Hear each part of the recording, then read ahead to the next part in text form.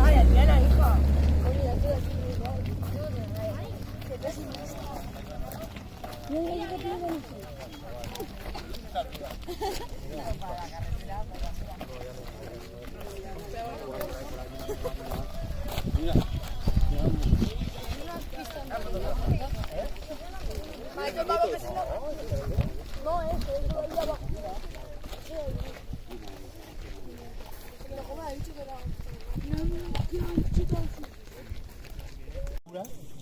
Y es cal viva para encalar casas, para desinfectar y tal. Eso ya no se usa. La cal ya tampoco. Consumo. Esa construcción tiene un problema de calidad. Aquí gastamos para la construcción, ¿no? También para el mortero. El mortero para encalar las casas, desinfectar. Venga, va. Que ya no estoy enterando de nada. Callaos, Vale, callaros y escucharemos. que habla más bajito que yo. Pero vamos, sobre todo antes los morteros no había cemento, el mortero usaba cal. Que de hecho, no sé si sabéis, hace poco, hace 2 años, no entendían cómo, sabéis que los romanos usan mucho lo que es el hormigón, pero el hormigón, como no hay cemento, se usa la cal, que básicamente es arena, cal, grava, y los romanos le ponían trocitos de cerámica. Pues de lo que se iba rompiendo le ponían cerámica. Y las dársenas, ¿sabéis lo que es la dársena en el puerto, no? Pues el pasillo por el que tú pisas, y entonces el barco atraca, no hace falta que se vare en la arena, sino que atraca al mismo nivel, que eso es más cómodo para cargar y descargar. Los romanos tienen dársenas y las hacían de hormigón, entonces la gente no entendía cómo el mortero de cal, con el paso de los siglos, el agua no se lo comía. Y resulta que el agua la sal, químicamente con la cal interactúa y hace que cada vez, en vez de ser más blanda, cada vez es más dura. Por ejemplo, al cemento no le pasa. Bueno, también es verdad que ya tienen la sal añadida, pero la cal, los romanos sin saberlo, cuando usaban agua de mar o hacían una construcción en el mar, la cal cada año se ponía más dura, porque se recalcificaba y cada vez se ponía más sólida, entonces por eso aguantan tantos siglos. La cal, por ejemplo, tiene una ventaja con el mortero, que es más elástica. Hay una cosa que en arquitectura se habla de elasticidad del material, cuando hay terremotos y tal, ¿no? Pues el cemento es muy rígido, por eso cuando vais a alguna casa le meten unos encofrados de hierro, porque como es tan rígido, para que tenga un poco de elasticidad y no se rompa, como si fuera una onza de chocolate, le mete un armazón de hierro para que, pues por el peso de la casa, el terreno, pues tenga un poco de elasticidad. El mortero de cal no le hace falta, porque es más elástico. Por eso muchas veces cuando hay una casa vieja de cal, si tú le pones, la parcheas, la cañada pasará con cemento, siempre se raja por donde pega el cemento y la cal, porque la cal es más elástica y con el paso del tiempo, con la humedad, la nieve, pues ella dilata y tal, y va al sitio, y el cemento no. Entonces claro, raja por ahí, casan mal, que se suele decir. Pero vamos, eso se usaba para todo. Pensar que el cemento se usa, empieza a usarse en España en 1907, en Barcelona, no sé si alguno vivís por allí, en la comarca de La Garrocha hay una fábrica de cementos, que el jardín lo hace Gaudí, y la gracia del jardín que está todo hecho de hormigón. O sea, sí tiene sus plantas y tal, pero la gracia es que está al lado de una fábrica de cementos y está hecho con cemento, un poco pues para sacar un producto nuevo que en teoría valía para todo. Y en 1907 se empieza a usar, pero en casi toda España hasta los años 60, en la ciudad, o sea, a partir de los años 50, ayer, cuando se empieza a usar el cemento. Y los pueblos estos hasta finales de los 60, porque las casas viejas que son del 60 y pocos están aún todas hechas de tapiales, con cal y tal, o sea que es un producto que parece que tal, pero es de hace 4 días. Pero bueno, de todas formas en el Molón, que vamos a ver, no usan la cal. O sea, la conocen, pero no la usan para hacer mortero, ellos no. Digamos, ya eso llega con Roma, que son los que desarrollan un poco ya el tema de la ingeniería y tal. Pues si seguimos ya con... Vamos.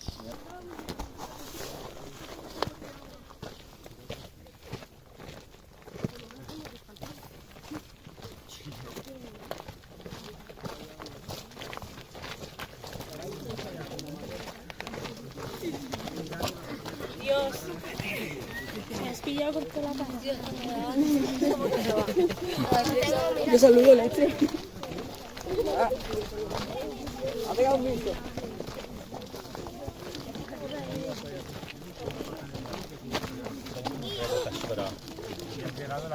Digo, ¿quién es ese? Digo, me cago en la mala cachada.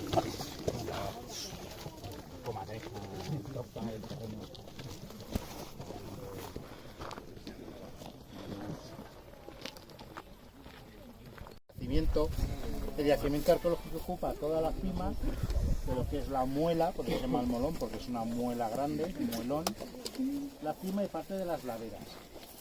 Tiene 3 épocas diferentes, digamos lo más moderno es la caseta, que se hace en el año 37, que es de la Guerra Civil. Sabéis que en la Cañada de Mira había un aeródromo militar del ejército republicano, entonces estos aeródromos, que básicamente era un cuadrado de tierra apisonada para el aterrizaje y el despegue de los aviones. Bueno, también había hangares, trincheras, búnkeres antiaéreos y tal, pero todo eso se destruyó. Y gente cerca de los aeródromos se ponía una caseta que era para que unos soldados miraran al horizonte y vieran si había naves enemigas, si venían o no. De vez en cuando, ciertas veces al día, pegaba unos disparos al aire, realmente pues para indicar o que no había avistamiento de naves, o que había naves desconocidas que no sabían de qué bando eran, o que había un ataque enemigo. Básicamente se trataba de eso. Para que os hagáis una idea, lo último en tecnología que había en esa época, que aquí no había, era el radar. En las películas más bien de cómo funciona. Claro, el radar lo trajo Alemania, la Alemania nazi, y era lo último en tecnología. Claro, una caseta con 2 señores sentados en una piedra, pues ya no. Desde el aeródromo de la Cañada de Mira sabemos que la aviación republicana se bombardea el frente de Guadarrama, el frente de Teruel, se hace un intento de ataque con varios aeródromos más de bombardear la base aérea de la Legión Cóndor. La Legión Cóndor es, digamos, una unidad de la Alemania nazi que apoyaba al bando sublevado. No lo consiguen por la diferencia que os he comentado de tecnología, los demás tenían radar, lo último en cazas y tal de la época. Aquí había un poco de todo, había cazas de factura española, estaban los Stukas soviéticos, vamos, había un poco de todo. Sabemos que todo el equipo militar se albergaba en Campos Robles porque era el pueblo cercano, que era más grandote.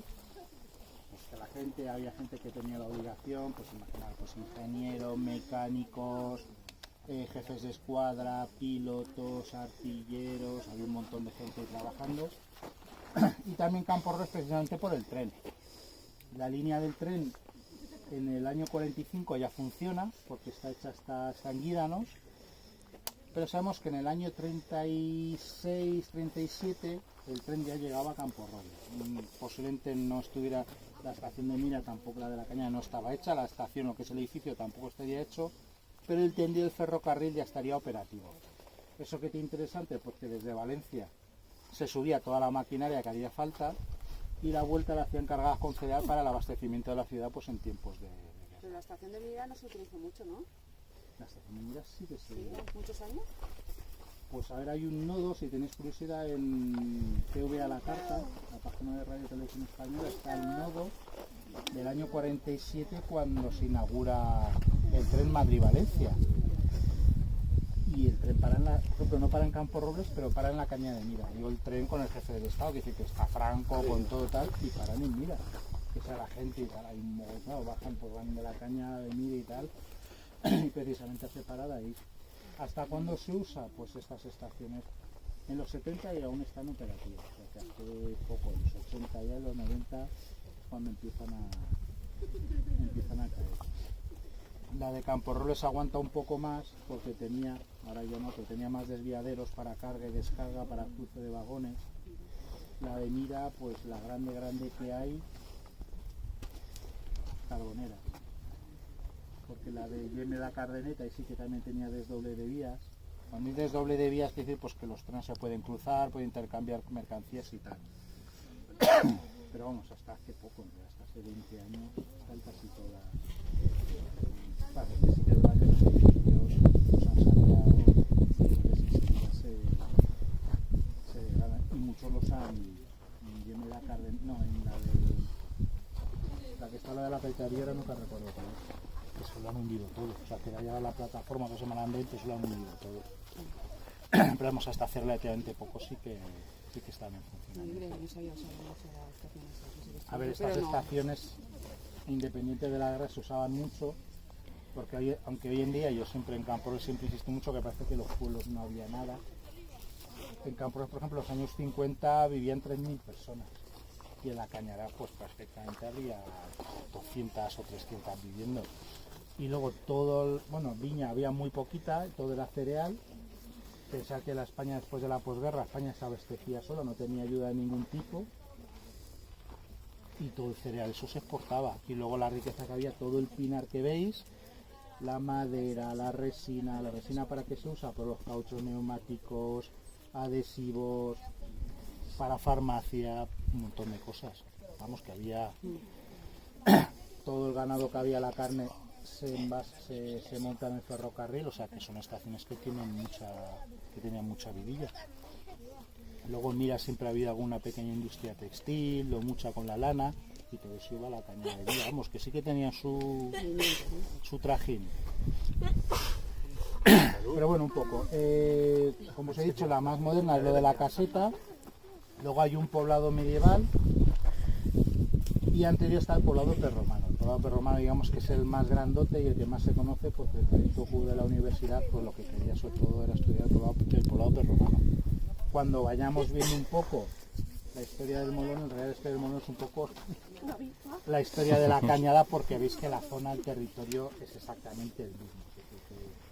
Que está todo muy relacionado y iréis viendo pues, que también en la Cañada hay más yacimientos, que pueden o no depender del Molón, que el Molón no siempre ha estado, pero en la Cañada pues también hay, que hay más cosas. En lo que es la ladera, digamos, la zona donde vive la gente estaría arriba, y en las laderas en época medieval todos estos banqueles que veis son rediles para el ganado, y en esta laderita que tenéis justo aquí detrás está lo que es el cementerio de la época prerromana. No lo vamos a ver, lo veremos mejor en el centro de interpretación porque no se ve nada. Está muy erosionado, está muy exfoliado, por los detectores de metal, entonces está bastante todo. Hemos estudiado un poco, hemos obtenido algún dato bastante interesante, pero visualmente pues se ve absolutamente. Luego el Molón tiene dos cosas más. Es un paraje natural municipal, o sea, eso ya más de la parte de medio ambiente, aunque veis que el Molón en general está bastante pelado.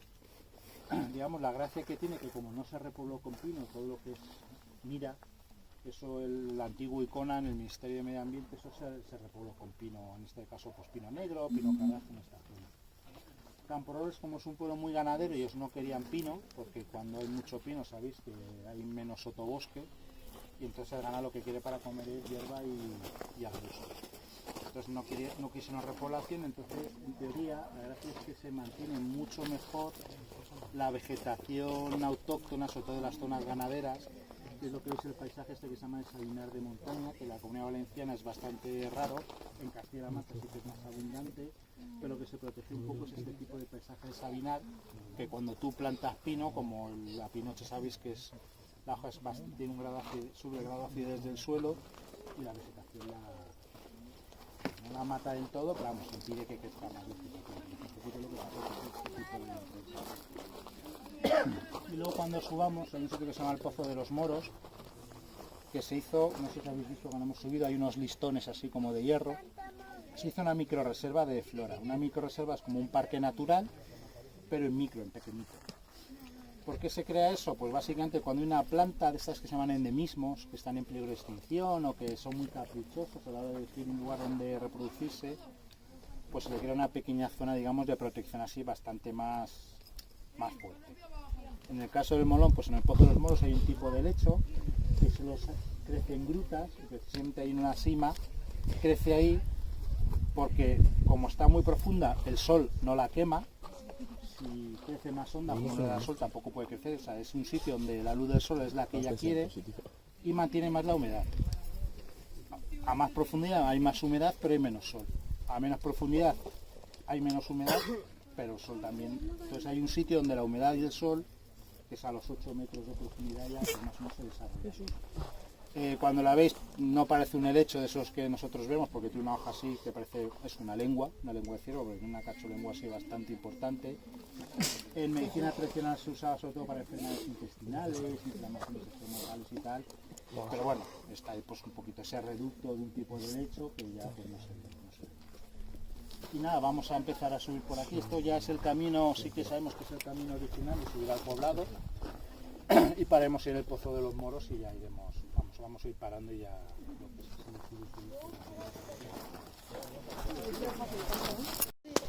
Es una sima. La diferencia entre sima y cueva la sabéis. Pues básicamente es un agujero en la tierra, solo que la cueva tiende a ser horizontal y la sima es vertical. ¿Qué profundidad tiene? Está hasta donde sabemos 21 metros. O sea, es como un edificio de 5 plantas más o menos. Pero no se comunica, ¿no? No hay ruta ni nada. Por ahora acaba, o sea, está llena de sedimento, es decir, nosotros tiene 17 metros hasta donde empezaba, digamos, el sedimento de piedras y tal.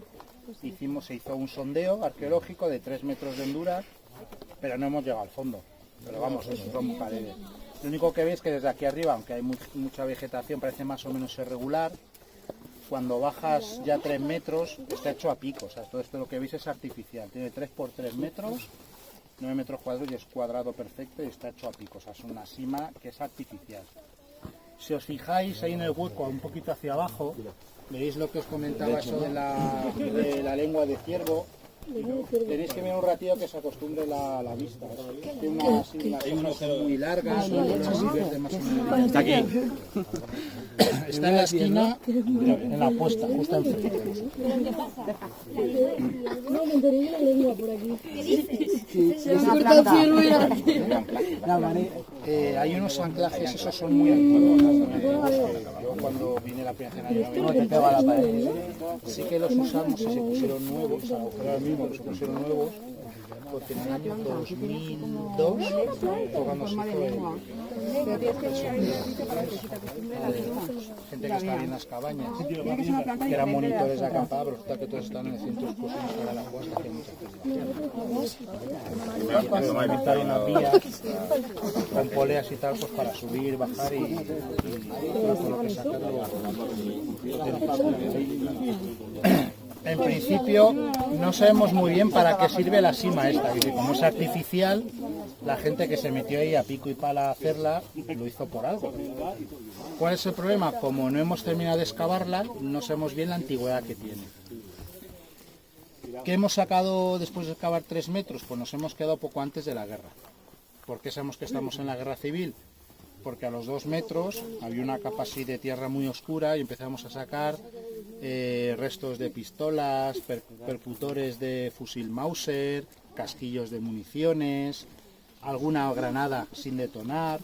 Es decir, cuando acabó la guerra, todo lo que les sobró y que no querían que tal, pues lo tiraron ahí. Como ahí nadie se va a meter a rebuscar nada, pues ser un sitio, pues eso, lo tiras ahí y ya nadie sabe. ¿Por qué es interesante la sima? Primero porque es una obra bastante potente, pensar que son 20 metros que tienes que bajar, pico, tal. No es moderna, es decir, que no... Las primeras noticias que tenemos del Mono de Camporrobles siempre se llama la Pozo de los Moros, y cuando algo se llama de los Moros, no es que sea de época de los Moros, sino que es muy antiguo. No pensamos que sea medieval, es decir, de los Moros, porque ahora cuando veremos, digamos, los bereberes que ven aquí no se lo curran mucho, por decirlo pronto, o sea, son muy oportunistas. Entonces este tipo de obras de ingeniería un poco más potentes no se dedican a hacerlos. Pensamos más que sea de época prerromana, porque sí que sabemos que los pueblos prerromanos sí que tenían la tecnología para hacer esto. Lo más cercano que tenemos prerromano, porque no se sabe si ha ido a Chera y a Chelo de por ahí, que hay un acueducto romano, pues ya es de época romana. Vamos, y además se puede cruzar. El acueducto, sabéis por ejemplo que el acueducto no son los arcos. O sea, el acueducto de Segovia, en realidad lo llamamos mal. Un acueducto, la palabra acueducto en latín es sinónimo de acequia. El acueducto es lo que ductus, lo que lleva el agua. Lo que parte, lo de arriba del todo, ¿no? Lo de Segovia, o lo de Chelva, es lo que los romanos llamaban unas arcuaciones. O sea, son arcos que sujetan el acueducto. En realidad el acueducto es solo lo de parte- arriba. Sí, la vía. Lo otro son lo que se llaman las arcuatio, que es la construcción. Entonces los acueductos están, pues el de Segovia, pero los acueductos tienen túneles subterráneos, tienen sifones, o sea, tienen una ingeniería asociada que es mucho más Mucho más de lo que compleja que solo lo que es que básicamente, claro, que lo que más se ve, lo que hacen es, pues cuando hay un valle, pues salvan el desnivel. Pero ahí, digamos, el acueducto también, la mayoría de los acueductos de hecho son subterráneos, es como una acequia gorda, básicamente.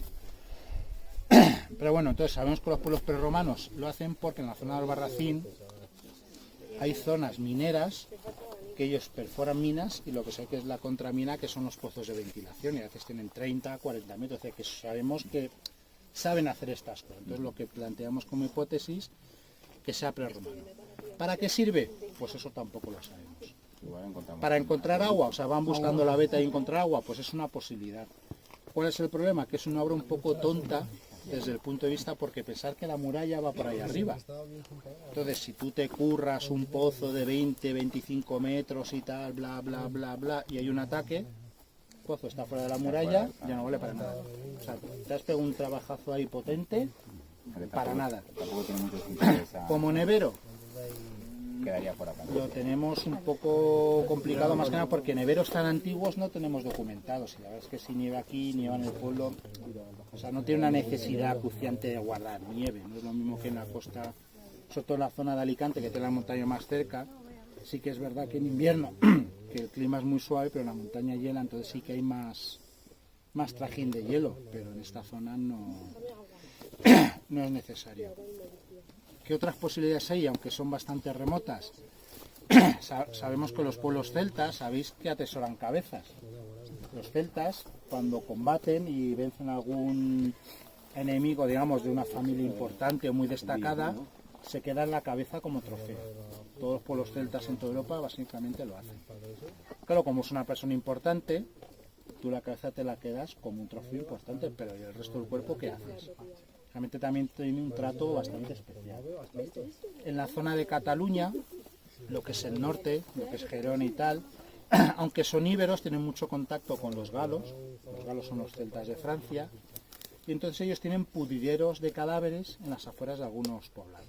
Ellos se quedan la cabeza, por ejemplo en Ullastret se han documentado restos de lo que es la calota digamos es lo que es la cabeza, con agujeros de clavos, es decir, las cabezas se claveteaban en las fachadas, en las portadas de las casas, porque cuantas más cabezas enseñaba una familia, más prestigio te daba, es decir, tenías más enemigos importantes que tú hayas vencido en batalla, y eso pues siempre te da más caché. Y los cuerpos los dejaban, digamos, en una especie de pequeñas balsas en las afueras para que se pudrieran, pero en sitios especiales y mágicos, vamos, que no era nada más. En Centro Europa sí que hay veces que hay simas, y los cadáveres decapitados los tiran dentro de las simas, como una especie de autopista rápida al inframundo. El problema de esto, pues que estamos ya muy lejos, hay 3-4 mil kilómetros entre nosotros y Centro Europa y nos coge un poco lejos esa costumbre. Y en España tampoco hay documentados tantos sitios. Entonces a día de hoy, la verdad es que no tenemos muy claro para qué se usaría en época prerromana el Pozo de los Moros. Sí que es verdad que abajo hay agujeros, que había un andamiaje de madera para subir y bajar, o sea que mantenimiento tenía, o sea lo limpiaban, pero no sabemos. Y cabezas no habéis encontrado, ¿no? Cabezas no, Y cuerpos tampoco. no por ahora no. Hombre, a ver, estos sitios son muy golosos porque en arqueología lo que somos un conjunto cerrado. ¿Y tesoros metal o algo así? Por ahora Yo no. cuando llegué yo a la cañada me han dicho que es una leyenda o una palabrería popular, que había un tesoro de los moros escondido en esa zona. Hombre, si... bueno, no lo veo ahora. Si vais a la Casa La Manzón, en Utiel, enfrente del Consum, han restaurado una casa, han hecho un museito de Utiel. La planta baja es para arqueología, y son de gente que se aficiona a la arqueología y que ha donado pues cosas que tenía en casa. En la Cañada de Mira, cuando vas a la estación, pasas la estación y ese camino te lleva a Villapaz, no sé si habéis bajado por ahí. Entonces hay un momento cuando al poquito de empezar el Pinar, yendo digamos en dirección a Villapaz, a mano izquierda, hay un sitio que se llama el Collado de la Cañada, que hay una lomita ahí muy tal. y ahí lo que se llama necrópolis, hay un cementerio. Si un día os llevo y tal, pues porque me lo cuentas tú, pero lo que se llama necrópolis de túmulos, sabéis que generalmente a los difuntos en época prerromana se les quema. Se recogen los huesos y eso lo tenemos mejor un poquito abajo. Eso se mete en urnas con el ajuar. Entonces digamos que hay versiones. Lo normal es que pues hace un agujero en el suelo, se le pone una indicación para saber dónde está un poco el difunto y ya está. Y hay veces que se usan lo que se llaman túmulos. Los túmulos es como una lomita artificial.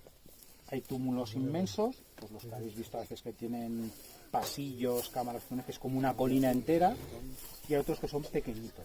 Digamos, los modernos de esta época son más chiquitinos, por lo mejor tiene 5 o 6 metros, así de alto, un tumulito. Entonces el de la Cañada son tumulitos. ¿Qué tiene? Eso se expolió, por eso digo que está reventadísimo. Pero si veis en la Casa del Almanzón, veis parte de lo que se sacó de la necrópolis.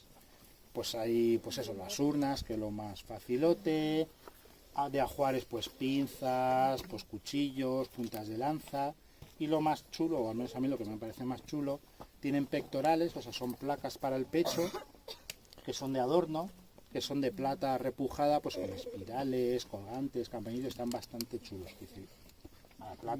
La plata, por desgracia, por el paso de los siglos, pues se vuelve una especie de costra azulada bastante feucha.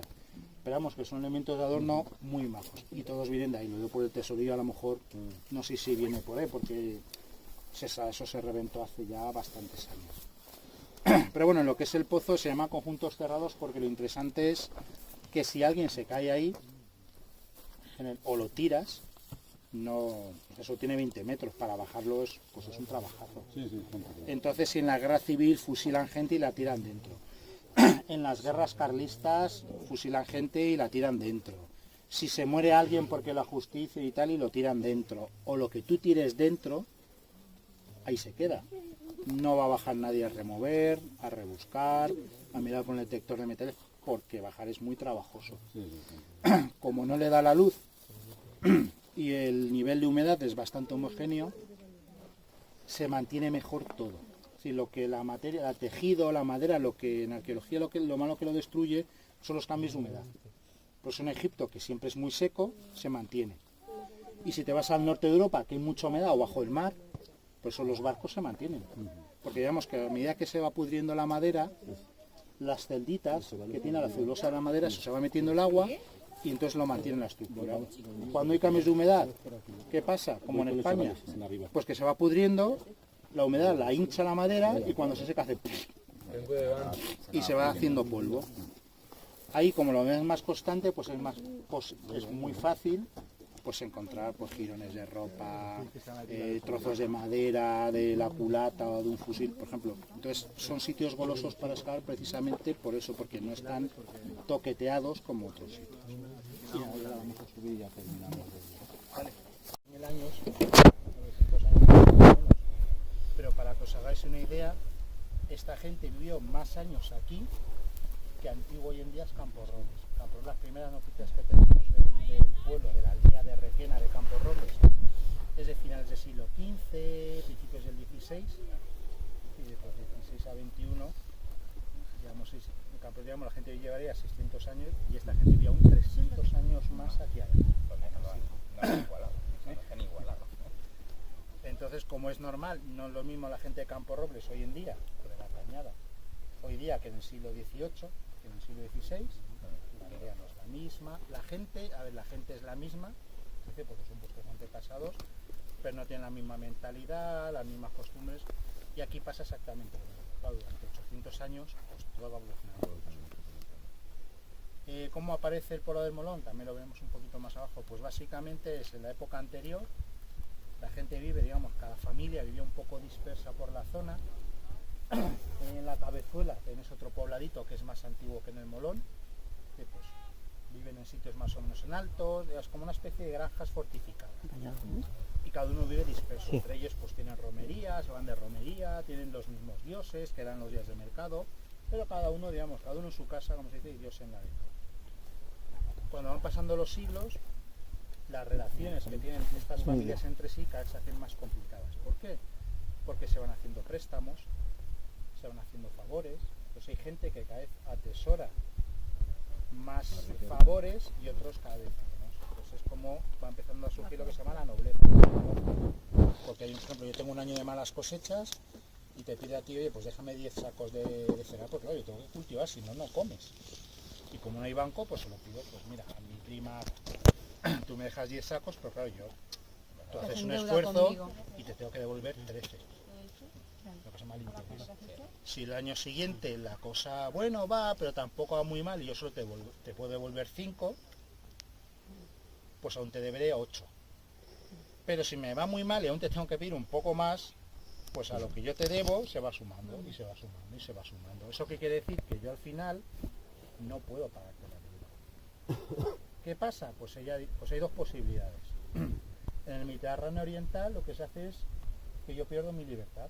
O sea, lo que se llama esclavitud por deudas, que es lo único cuando uno no tiene nada que le queda. Yo, mi persona, entonces yo pierdo mi estatus jurídico como hombre libre y paso a defender de tu familia. Eso tiene un inconveniente. Es como el que tiene un perro o una vaca. Le tienes que dar de comer, una vaca, claro, yo no tengo nada, yo no puedo tener nada porque no soy persona. Pues me tiene que asegurar el alimento, la manutención, que no esté todo el día por ahí haciendo el bandú. Claro, soy una cosa y las cosas están para usar. Eso a ella le obliga a hacer una inversión. Y al final dice, pues no sé si me compensa, encima que no me paga, le tengo que dar, pues menudo negocio hemos hecho, sí que es mano de obra barata, pero en la península ibérica que se hace mucho, lo que se llama la servidumbre o la clientela. Es decir, llegamos a una cosa, mira, yo te voy a respetar, vas a seguir siendo libre, tu casa va a seguir siendo tu casa, tus tierras van a seguir siendo tuyas, pero tú tienes que ser consciente de que jamás vas a poder afrontar la deuda que tienes conmigo, pero me tienes que resarcir de alguna forma. ¿Qué se suele hacer? Yo le debo a ella un favor muy gordo, porque yo respeto mi independencia, pero todo mi excedente, es decir, lo que yo no gasto ni para cultivar ni para comer, se lo tengo que dar a ella, como pago al menos de los intereses. ¿Eso qué quiere decir? Que yo, hombre, yo voy tirando, pero nunca voy a más, y ella cada vez tiene mucho más, porque yo no estoy solo, ella le debo yo, le debes tú, entonces claro, cada vez tiene más excedente, y más excedente, y más excedente. ¿En qué lo emplea? Rotura de nuevas tierras, me compro caprichos. ¿Qué es en esta época caprichos? Ungüentos, metales, la familia puede ser más numerosa porque hay más alimento, las casas son más grandes, invierto en nueva tecnología en verde bronce. Pues mira, por ahí hay comerciantes, hay un metal que es más duradero, que se llama el hierro, compro hierro, invierto en cultivos más productivos. En esta época hay cultivos que son muy hiperrentables, la viña y el olivo, porque de la viña y el olivo no interesa el fruto, sino interesa el producto que se genera, el vino. Pensar que es un producto muy caro para gente, digamos, bien nacida, para la nobleza. Entonces, si tú puedes producir vino, tienes un producto que en el mercado tiene un coste muy alto. Y el olivo por el aceite. El aceite no como alimento, sino pensar que antes toda la base de los ungüentos, colonias y tal, la base es de aceite de oliva. Y el de mejor calidad se usa para eso. Entonces, si yo quiero producir ungüentos aromatizados, pócimas, fármacos, la base siempre es el aceite de oliva, y eso es hiper rentable. Eso quiere decir que ella, como tiene muchos excedentes, dice, pues mira, yo de sus tierras, pues voy a dejar aquí 2 o 3 hectáreas durante 10 años sin cultivar y voy a empezar a ver si aquí salen viñas. La viña compra la semilla, la plantas, tiene que ser la planta, 5 años, produce, tienes que contratar a alguien que sepa podarla. Claro, eso es una cosa que aquí no hay. Y luego tienes que hacer un sitio donde sacar el mosto, o sea que es un gastazo. ¿Quién se puede permitir eso? Quien tiene los recursos. ¿Qué otra consecuencia hay? Cuando hay una asamblea de la comunidad y hay votos, ella vota. Pero claro, ¿yo qué voy a votar?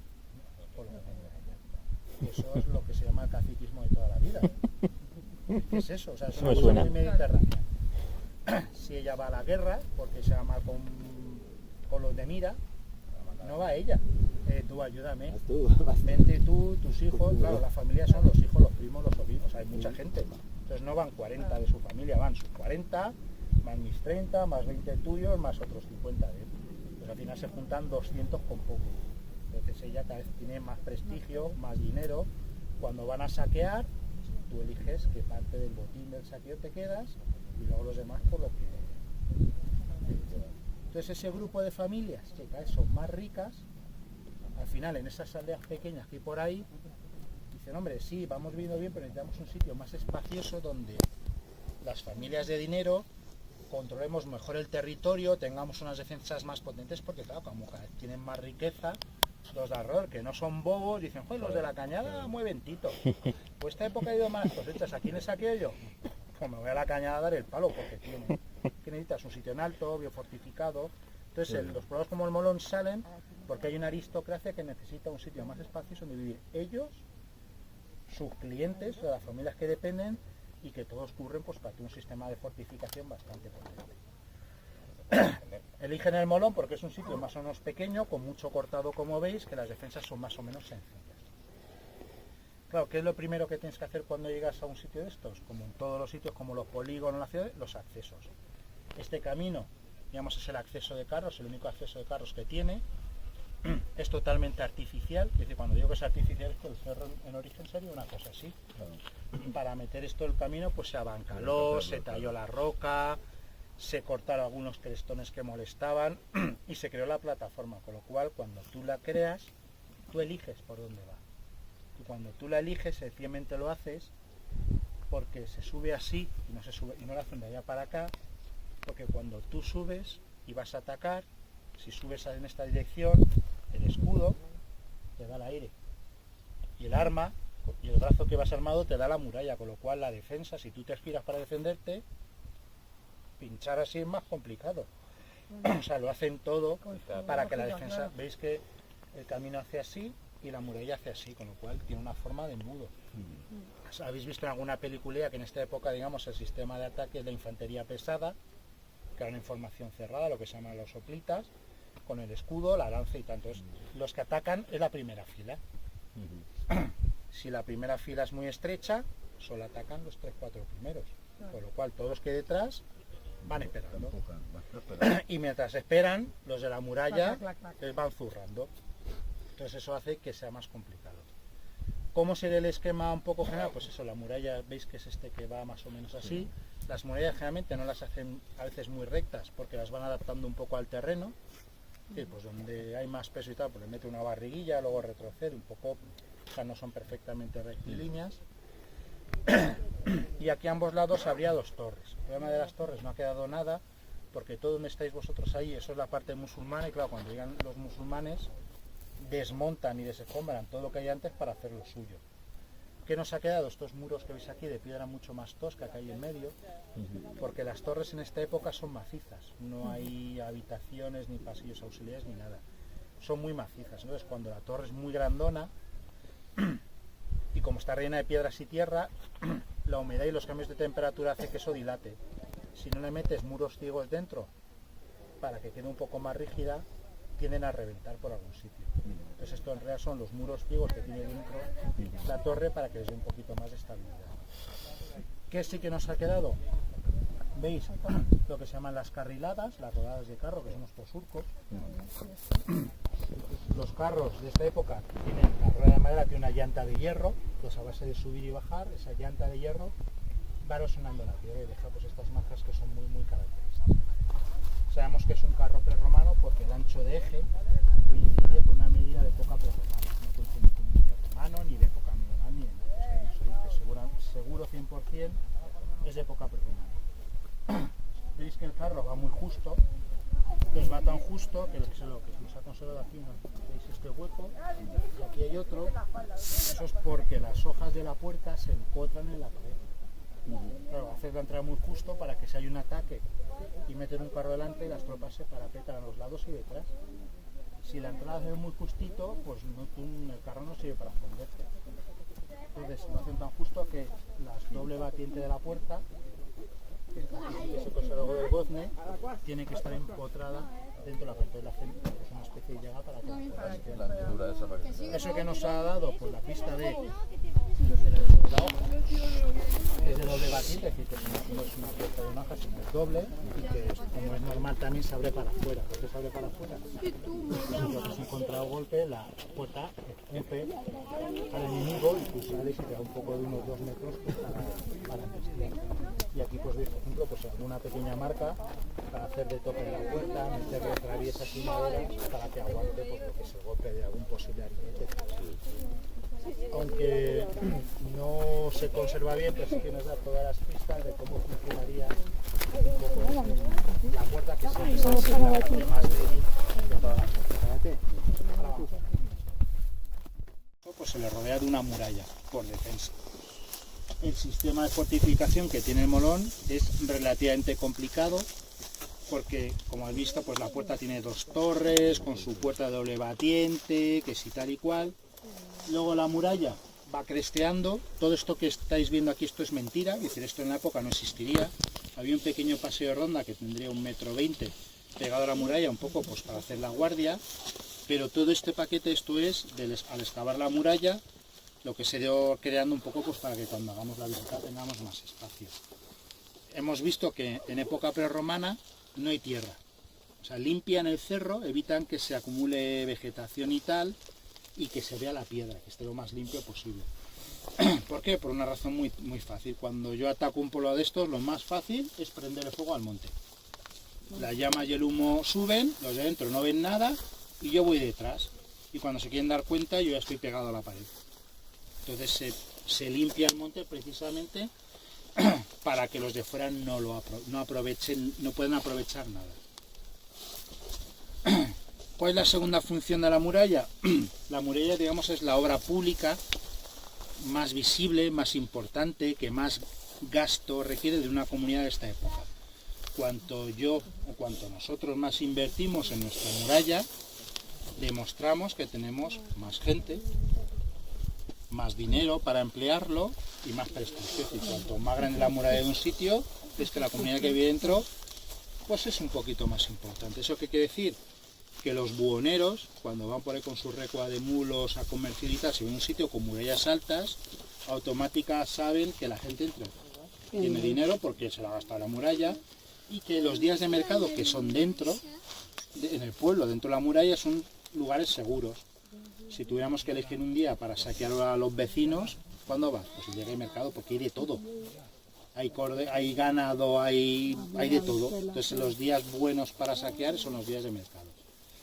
Entonces una muralla grande también implica prestigio. ¿Cuál es el tercer símbolo? Que eso sí que se perdió en la Edad Media y que realmente no nos lo planteamos. La muralla también es una barrera mágica. En el mundo antiguo hay dioses, hay espíritus y hay una variedad de seres que conviven con nosotros. Ellos lo tienen muy claro. En época romana también lo creían así. ¿Eso qué quiere decir? Que la muralla lo que divide es mi casa, el mundo civilizado, y el caos, donde hay brujas, los dioses así menos civilizados, pues brujas, las ondinas, los duendes, así que son un poco cabritos y tal. Y ellos no entran dentro porque la muralla se le crea se le echan sortilegios y hechizos precisamente para que la gente no pase. Y así, realmente, una cosa que explico, que siempre las ves en las películas, pero nunca te planteas el porqué. Digamos, en la creencia o en la mitología de los países del este, cuando vemos películas de vampiros, siempre es que el vampiro nunca entra en casa, no sé, que tú le invites. Que siempre es nunca te planteas por qué un ser que no se muere nunca, que tiene poderes y no sé qué, no puede cruzar la puerta de la casa. La razón es porque en teoría en las casas, como sabéis, la gente nace y se muere en su casa. Y los espíritus de los abuelos y de los antepasados viven en la casa. Y generalmente viven en el hogar.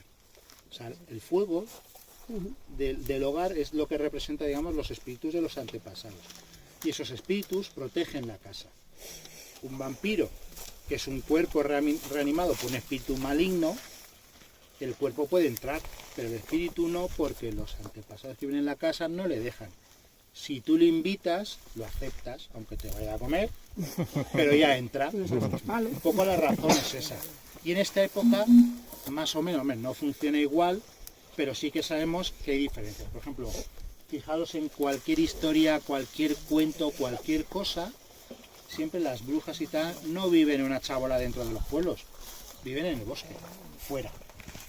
¿Por qué? Porque se interpreta que es algo negativo y es malo. También es verdad que siempre son mujeres, pero siempre son como muy caóticas. Lo de bruja. Yo no lo quería decir, ¿eh?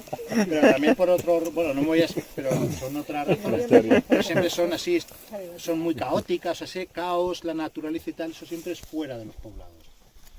Los duendes, la asada, la santa compañía, todo lo que os podéis imaginar siempre aparecen en los caminos, pero fuera. Esas cosas siempre salen fuera. ¿Por qué? Porque dentro nunca puede pasar, porque en teoría hay una serie de espíritus, de hechizos que se protegen. Eso lo sabemos, por ejemplo, cuando se funda Roma, el rito de fundación de Roma, lo primero que se hace es marcar lo que los romanos llamaban el pomerium, o sea, el linde de Roma, y se marca con un arado. Y un arado lo que hacen es la cimentación de la muralla. Y eso no sé si sabéis el mito de Rómulo y Remo. Rómulo mata a su hermano Remo. ¿Pero por qué lo mata?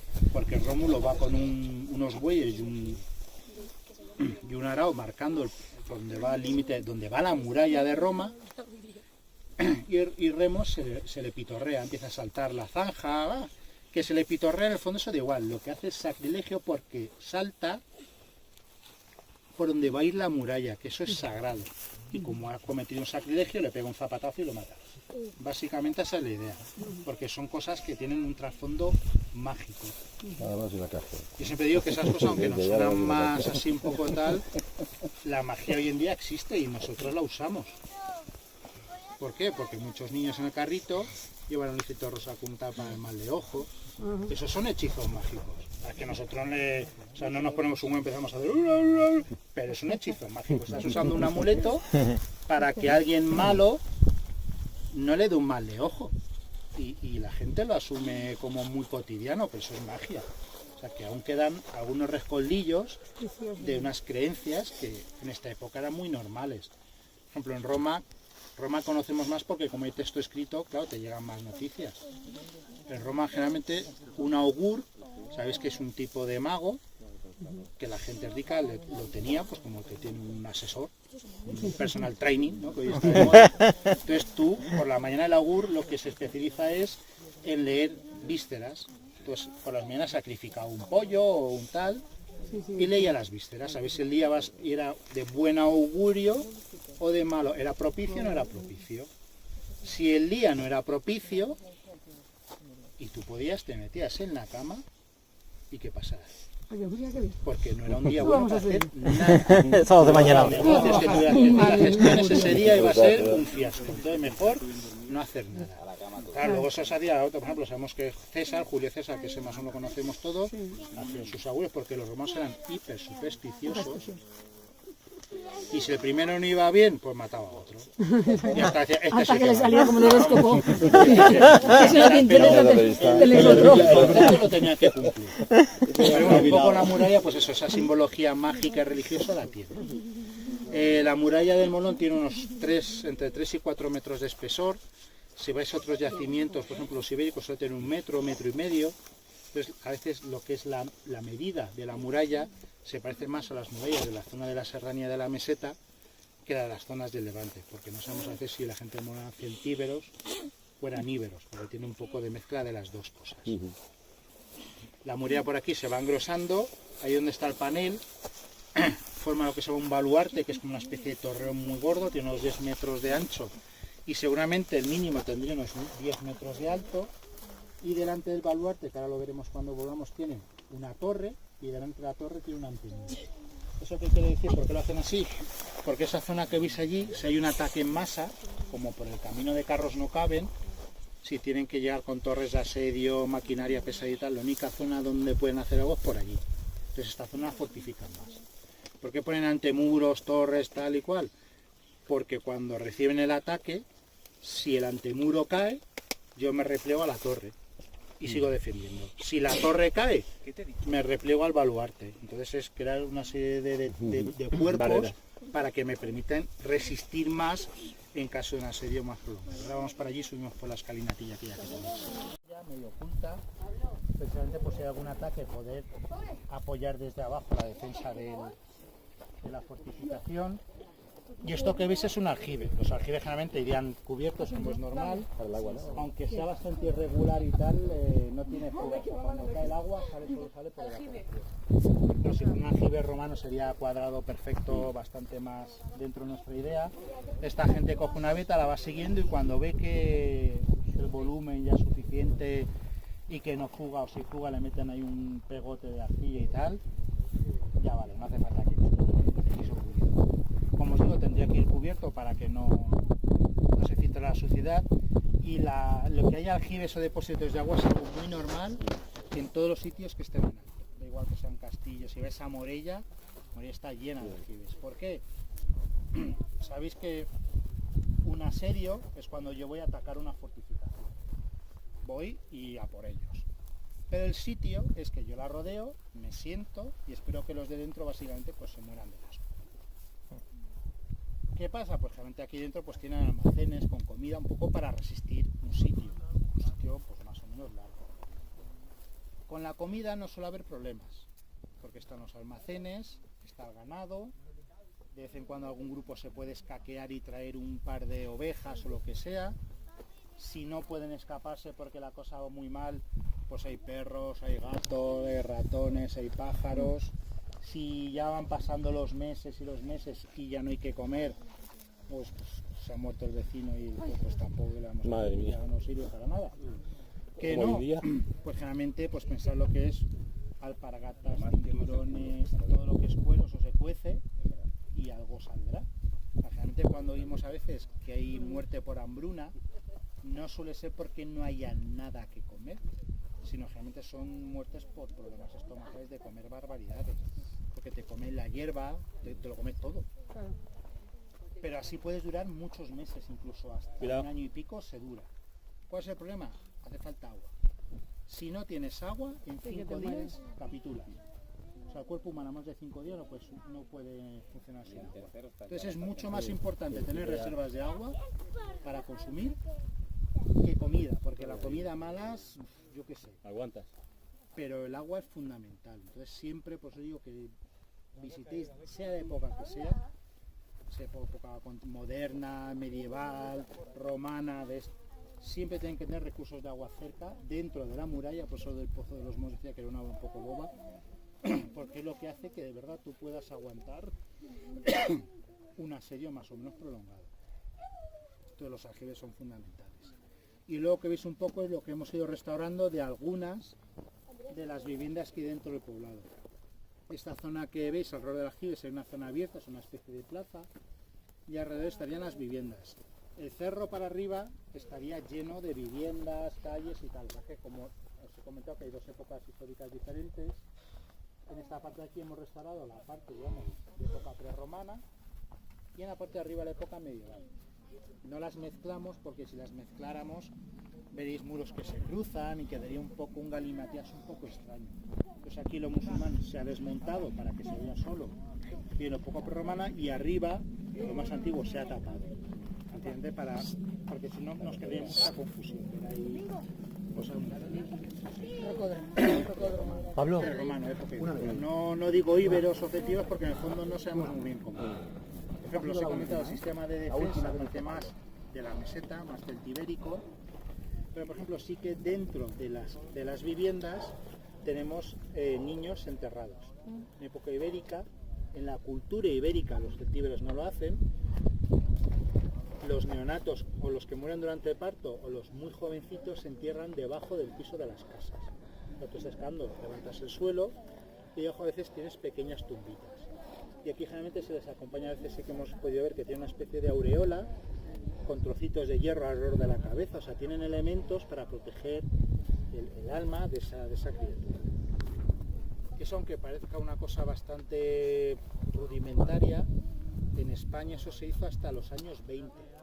O sea, cuando Alfonso XII visita las Urdes, en las Urdes se hacía a los niños no bautizados, que morían antes del bautismo, se les enterraba en un agujero en los tapiales de las casas. En la pared se hacía un agujero generalmente encima del dintel de la puerta y se le enterraba ahí. Y en el País País Vasco, en Álava, en el siglo XVIII también hay documentación en el obispado que eso también se hacía. En los tapieles de las paredes de la casa se enterraban a los no bautizados. ¿Por qué se hacía así? Porque al no estar bautizado no estás dentro de la iglesia, no puedes ir al camposanto. Pero dentro de esa creencia que los espíritus de los antepasados están dentro, de tus abuelos, de tus padres, están dentro de tu casa, ellos protegerán el alma, porque claro, no lo vas a coger, lo vas a tirar barranco abajo. La base etnográfica sería básicamente la misma en esta gente, porque el bautismo al final es que cuando pues, en un bautizo va todo el mundo, porque todo el mundo lo que hace es reconocer que tu hijo pertenece a la comunidad. O sea, eso es el bautismo básicamente, a vista de la gente y de Dios o de los dioses que toquen en cada época. Entonces, digamos, es un reconocimiento. Si el niño no lo reconoce, no pertenece a la comunidad, entonces no puede ir al sitio donde se entierra la comunidad. Pero claro, como es tu hijo, pues lo dicho, no al barranco abajo. Lo guardas en un sitio especial donde viven pues tus antepasados, donde convive el más allá y el más allá. Pues un poco esa es la razón. Eso, por ejemplo, es una costumbre que no es celtoibérica, sino que es ibérica. En alguna de las casas también tenemos sacrificios de animales jóvenes. Por ejemplo, hay una casa ibérica, bueno, pero romana, que la cimentación tiene un rayado, una cría de jabalí y una cría de hurón sacrificados, los cuartos traseros y enterrados. Eso es un ritual mágico para que cuando tú haces tu casa pues sea más próspera, tal, bueno, un poco que vaya bien todo. Eso, por ejemplo, no lo hacen los íberos de la zona de Valencia o de Alicante, sino lo hacen ya de la zona de Baja Cataluña, Tarragona, los ilergetes. Ellos sí que lo hacen, y en otros sitios no, con lo cual hacer las culturas, ahí hay mezclote, un poco de mezcla cultural, no es todo blanco, ¿no?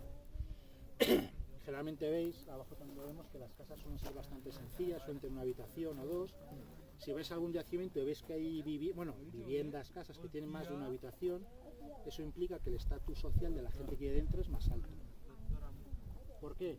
Porque generalmente la casa de vivir, suele ser con una estancia. Cocina, dormitorio, sala de estar, tal, eso es una estancia. Si tiene dos, es que haces es un almacén. Y cuando tiene tres, es porque ya van requiriendo o más almacenes o más espacio, porque son muchos. Por ejemplo, esta que veis, en el fondo no es una casa. Lo sabemos primero por el tipo de vasija que aparecía dentro, o sea, eso de allí es un almacén, porque toda las vajillas que salía de contenedores grandes, orzas, tinajas, ánforas, o sea, una zona de almacenamiento. Y este de aquí, el pavimento, en vez de ser el pavimento que tienen todas las viviendas, que es de tierra apisonada, arcilla con cal apisonada para que esté más duro, eran de lajas de piedra. Entonces, cuando tú haces un pavimento más resistente, es que la actividad que tú vas a hacer ahí crea mucho desgaste, o sea, sería algún tipo de taller. Con lo cual, posiblemente vivirían en un piso de arriba. Sabemos que tendrían dos pisos porque hemos encontrado restos o de la madera o del agujero en la pared donde iría embutida la madera, con lo cual eso quiere decir que habría una estructura encima. En esta de aquí sí que encontramos cuando excavamos, claro, cuando se hunde la casa y tú excavas de arriba abajo, lo primero que encuentras es la queda del piso de arriba, quitas el piso de arriba, te sale como una especie de techo, claro que es el piso, y debajo el escombro del piso de abajo. Y aquí sí que lo vimos bien. Aquí, por ejemplo, lo que vimos en este cuarto que es tan pequeño, que tampoco era una vivienda, sino que era un lagar, es una zona de producción de vino. Sabemos que en Camporrobles, ya en el siglo IV a.C., se produce vino. ¿Por qué es tan miserablemente pequeño? Un poco por lo que os he comentado antes. Es una producción de lujo y es una producción muy novedosa. Es decir, la parcela donde habría viñas, habría muy pocas viñas. Con lo cual, tú irías a los campos, recogerías el fruto, un fruto que es muy caro, entonces ¿dónde lo metes? Dentro de la muralla, que está más protegido. Entonces, al principio, la producción de vino es muy baja, muy baja, muy baja.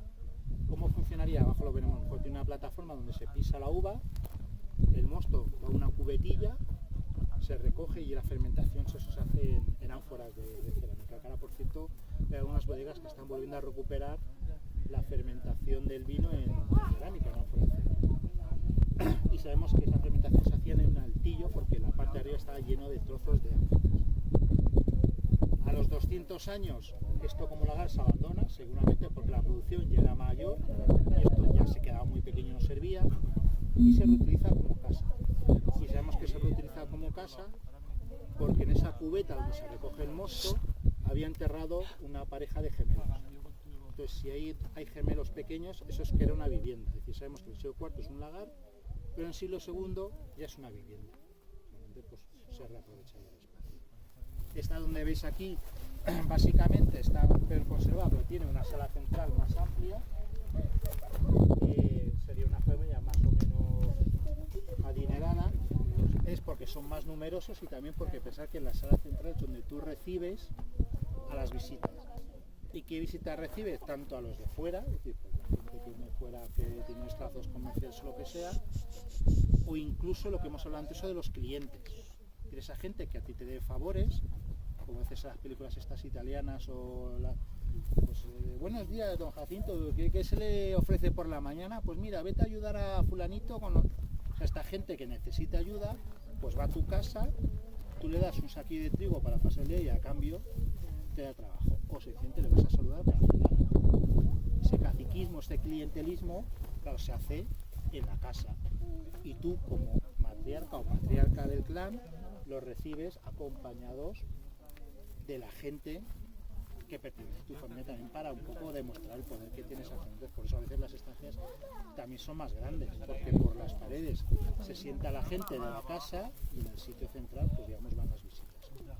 A un lado hay una plataforma de piedra que son para carga-descarga, es decir, es como una especie de pollo para cuando recurra a los carros para descargar.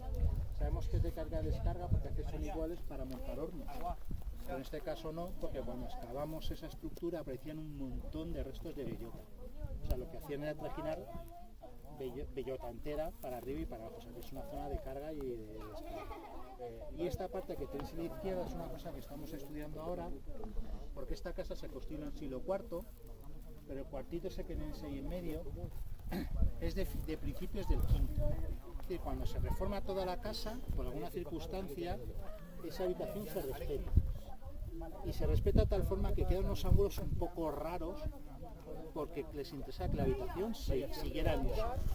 Curiosamente esa habitación tiene un agujero, tiene una pequeña, es una cuevecilla natural, pero el agujero para la cueva es artificial, que es redondo. Ahora si os veis un agujero redondo. No tiene más misterio único que cuando empezamos a limpiar el agujero por dentro, a ver por qué tiene esa casa, pues es un sumidero o lo que sea, salieron fíbulas. Las fíbulas son como los broches para sujetar ropa y algunos elementos de metal que están muy bien conservados. Entonces pensamos que son ofrendas que se hacían a través de ese agujero. O sea, pensamos que posiblemente fuera una pequeña ermita de la casa, una zona ritual, con un agujero más allá donde se hacían ofrendas pues, para el poder. Y ahora vamos a una guerra civil en Roma, que se llaman las guerras sertorianas. Bueno, pues digamos que Roma, la República Romana, un poco pues os sonará y tal. Entonces en la República, digamos, hay dos grandes partidos o agrupaciones de ciudadanos, por decirlo de alguna forma, que es el Partido Popular, que es el del pueblo, y el partido de los optimates, que es el partido de la aristocracia, optimates de Optimus, ¿no? De los mejores. Digamos que pues así políticos del Partido Popular de época, pues Julio César, pero no es porque apoyaran los derechos de la plebe y tal, no es que fuera gratuito, sino digamos Roma, la base económica de Roma es la agricultura. Por ejemplo, sabéis que en Roma los políticos solo podían tener una profesión, legalmente solo pueden ser una cosa, es agricultor. No pueden ser banqueros, no pueden ser comerciantes, solo pueden ser agricultores. Y en el censo de ciudadanos romanos, la profesión tenía que poner agricultor. Si no, no podían tener cargos públicos de ningún tipo. Porque dentro de la mentalidad romana solo había una profesión que era digna y respetable, que era el trabajar la tierra con las manos. De hecho, todos los romanos, digamos, cuando la gente de muchísimo dinero, claro, las tierras y tal, solo la cultivaban, pues tenían esclavos o arrendadores, o lo que sea.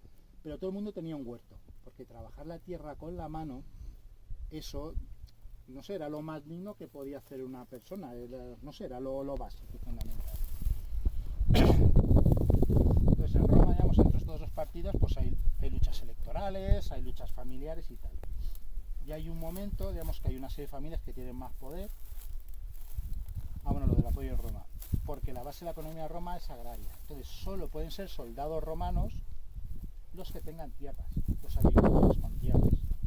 Si tú no tienes tierras, no puedes ser soldado.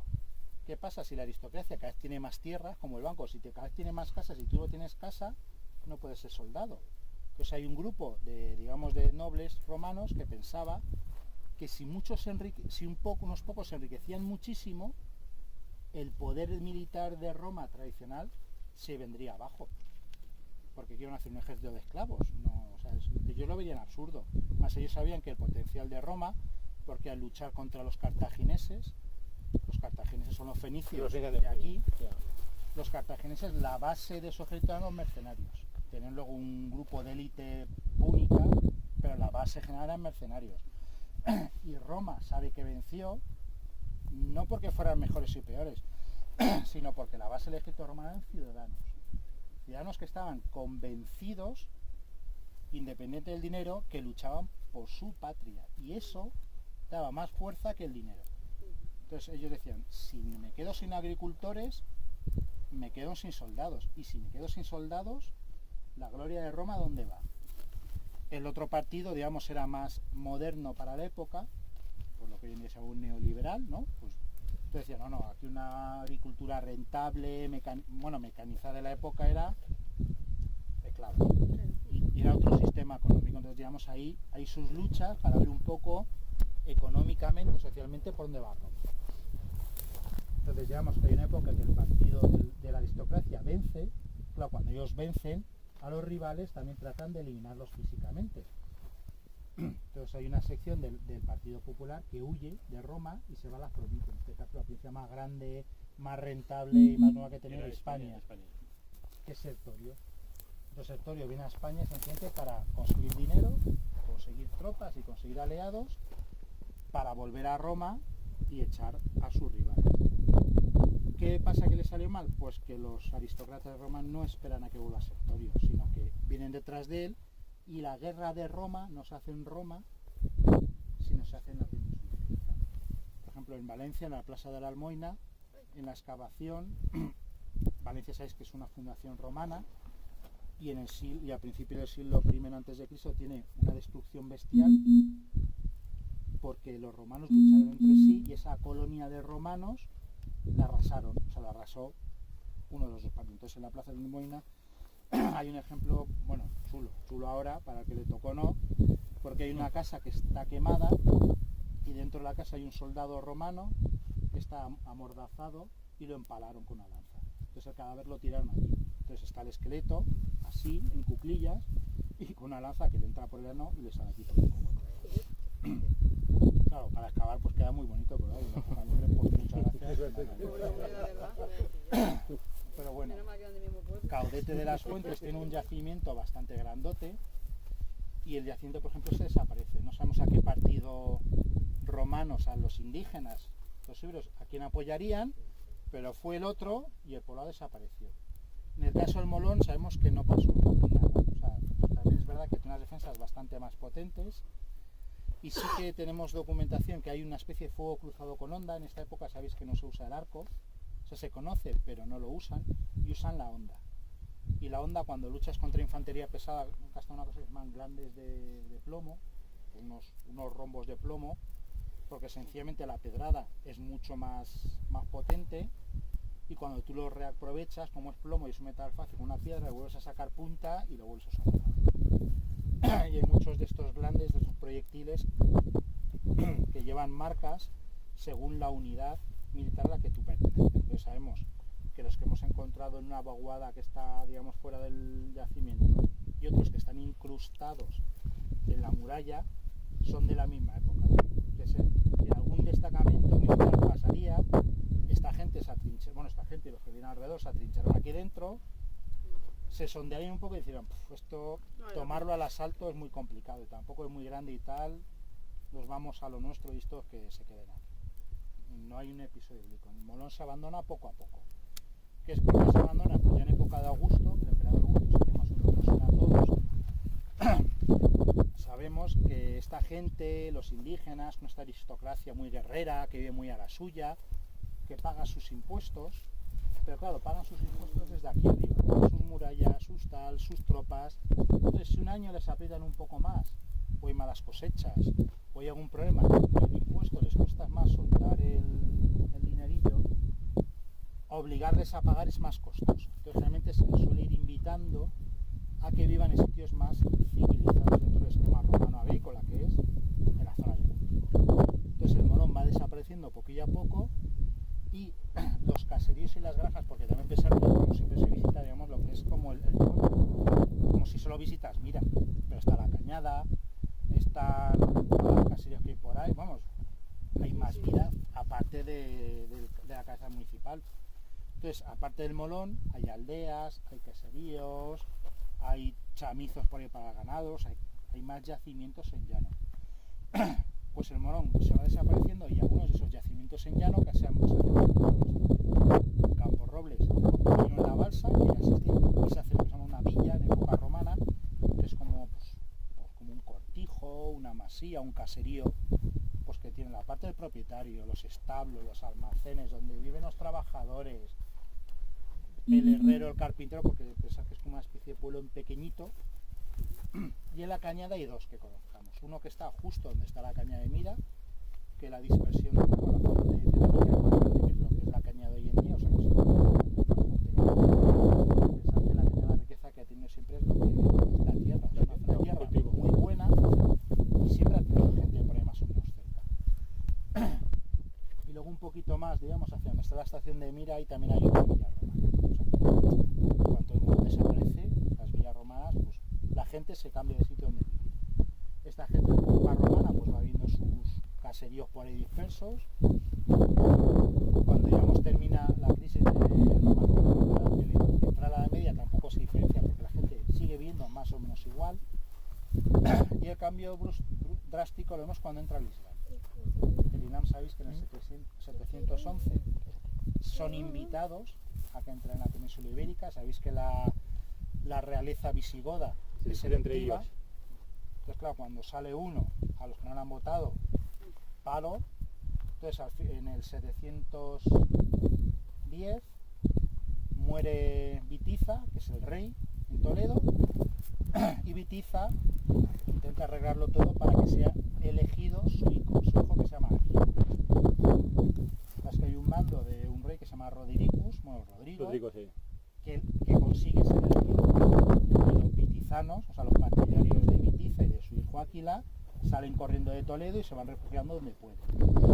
Entonces, Ceuta, que dependía en esa época del reino visigodo de Toledo, contrata a tropas de mercenarios de unos que estaban por ahí dando palos a diestro y siniestro, que son los árabes. Entonces los contratan como mercenarios para ir contra los rodriguistas. Entonces la batalla esta de Guadalete, en el fondo es más una batalla entre visigodos que entre los musulmanes y los visigodos. Es decir, no es que fueran los musulmanes, vamos a conquistar España, no, iban los vitizanos a recuperar su trono con un montón de tropas musulmanas y a Rodrigo le dan el palo.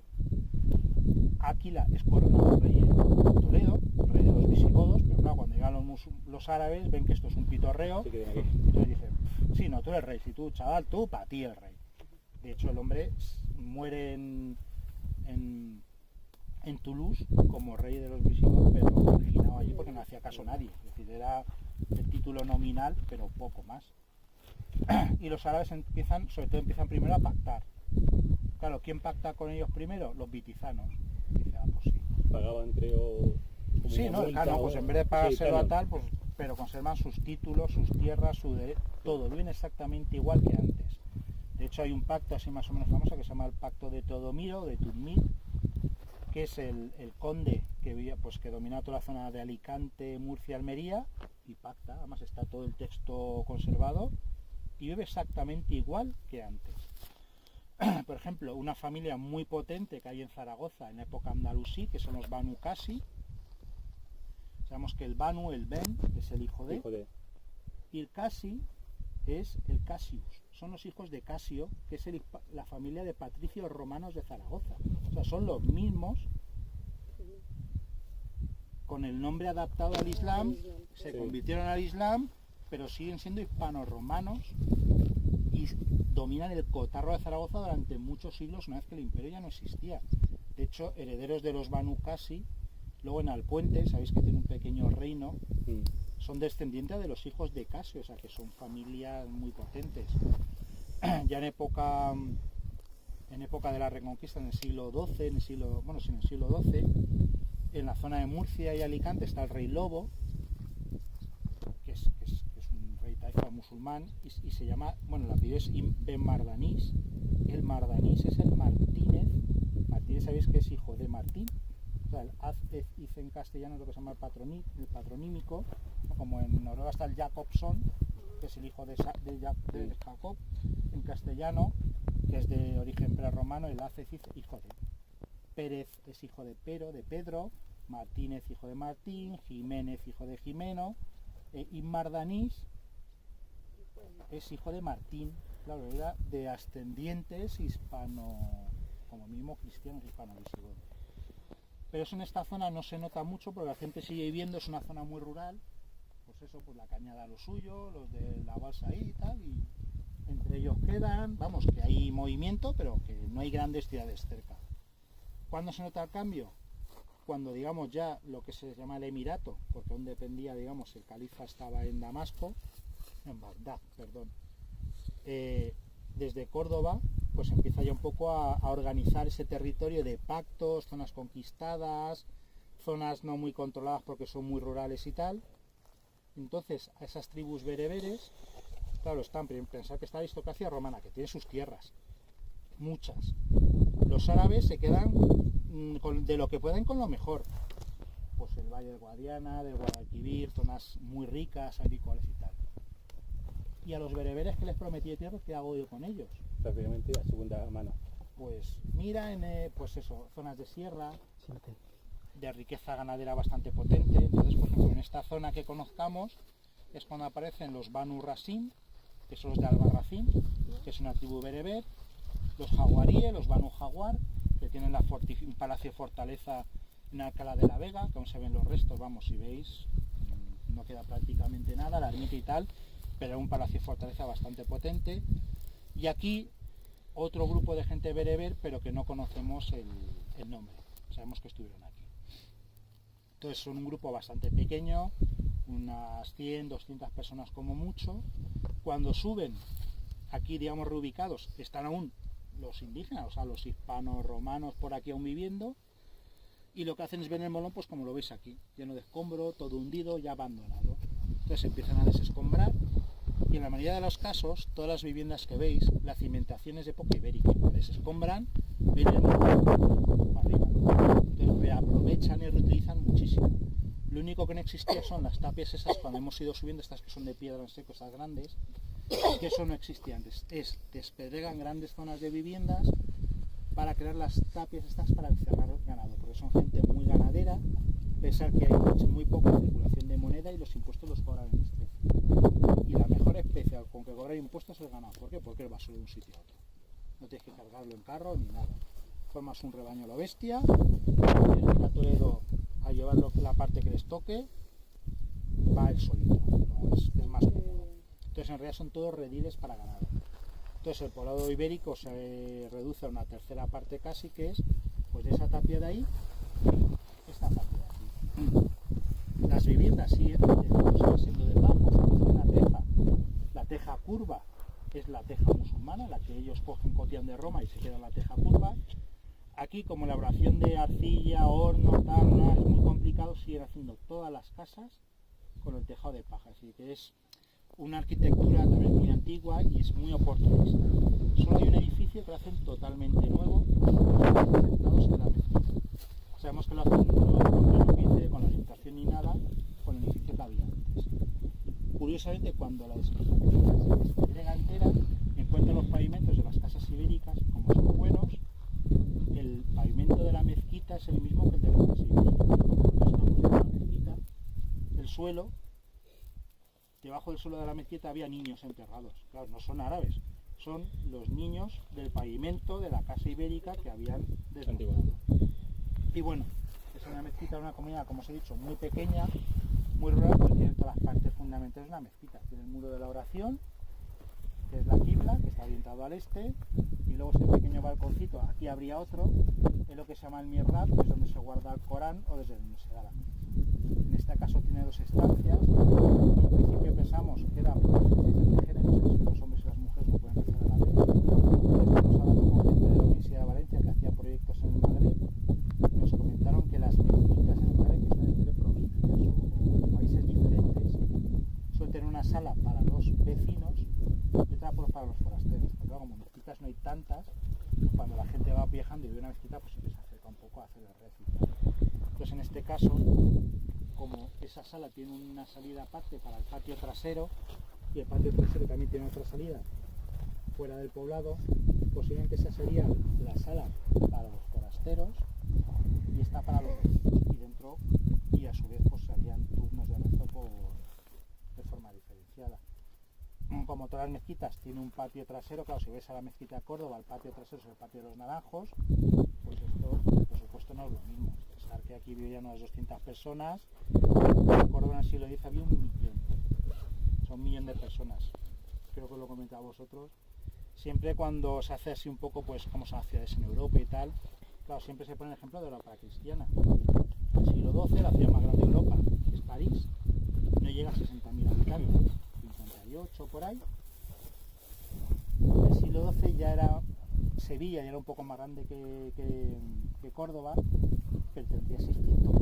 O sea, te dicen París, pero ¿cómo comparar, no sé, Camporobres y Nueva York? O sea, París era un... Pero el motivo era Córdoba era la capital del imperio, el califato, y aparte la ciudad más científica de la universal. Porque No, que la universidad más antigua de Europa es Bolonia, mentira. Córdoba De era... Córdoba, pero claro, no es la universidad islámica, es un concepto de universidad diferente, pero la materia que se daba, porque sabéis, el Islam lo que tiene en España, bueno, en general, es que cuando cae el imperio romano y entra el Islam, digamos en Europa, pues hay una decadencia del mundo urbano bestial. La gente, bueno, un poco como hoy en día, ¿no? Pues hay mucho paro, me voy fuera, me vuelvo al pueblo, y la gente se va de las ciudades porque ya no hay servicios, nadie mantiene los servicios, es un desastre todo. Entonces la ciudad va para abajo, para abajo, para abajo, para abajo. Y empieza a surgir en la Europa cristiana a partir del 12 un poco y a partir del 13 y en el 14. ¿Qué pasa con el Islam? En España en el siglo VIII no se ve mucho, pero en el 9, no en el 13, en el 9, la ciudad empieza otra vez así. O sea, el modelo romano de ciudad, el Islam hace que no caiga en picado. Los musulmanes vacían bibliotecas romanas, o sea, toda la cultura greco-romana, y sobre todo España es un gran país cultural por eso, porque lo que hace es el califato retoma toda la sabiduría clásica y la relanza. Por eso aparecen los números arábigos, la matemática, la filosofía y todo es de tradición greco, muchas de tradición Y la gran parte de cultura que tenemos, gran parte de la cultura que estaba en España, la han traído los árabes. Bueno, y también porque también hay comercio, que decir, o sea, pensar que lo que crea el Islam se mantiene en todas las redes comerciales. Sí. Pues claro, tú pues en Denia, por ejemplo, Denia fue una capital así de piratas y tal muy potente, tú podías comprar cosas de Siria, de Damasco, de no sé, un millón de sitios, seda. Por ahora tú podías comprar seda, y la seda viene, no sabes de dónde viene, de Pakistán, de por ahí a tomar de China. Entonces que había una red comercial muy potente. Claro, tú ves la Edad Media y los musulmanes ven a los cristianos con exactamente los mismos prejuicios que nosotros hoy en día vemos a los musulmanes. Son guarros, no saben leer, cuando no llueve saca una figura de madera entre 4 para ver si llueve, o sea, eso que alguien lo explique, no lo entienden. Dicen que son monoteístas, pero creen en Jesús, en San Jacobo, en San Antonio, en la Santa no sé qué, dicen, o sea, no lo o sea, sí, pero no, o sea, pues eso. París es inmensa, la gente tira los orines, o sea, el alcantarillado no saben lo que es. No, pensar, pues no, hombre, Córdoba porque es muy exagerado. Hay bibliotecas públicas, son gratuitas, hay baños públicos, son gratuitas, hay alcantarillados, hay mercado, hay una medida de pesos, medidas estándar para todo el mundo para que no te timen, hay juzgados, no sé cómo, es que no tiene nada que ver.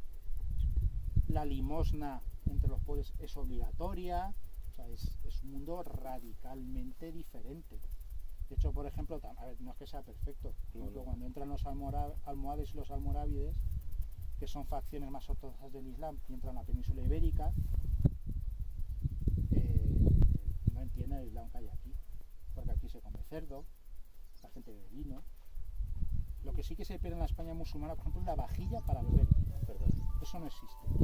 Pero, por ejemplo, en Córdoba, la especie de viñedo no decrece en época musulmana, es más grande. Aparte que hicieran pasas, pero se bebe vino, se bebe vino. Y tú vas a algunos yacimientos Ya, ya espera.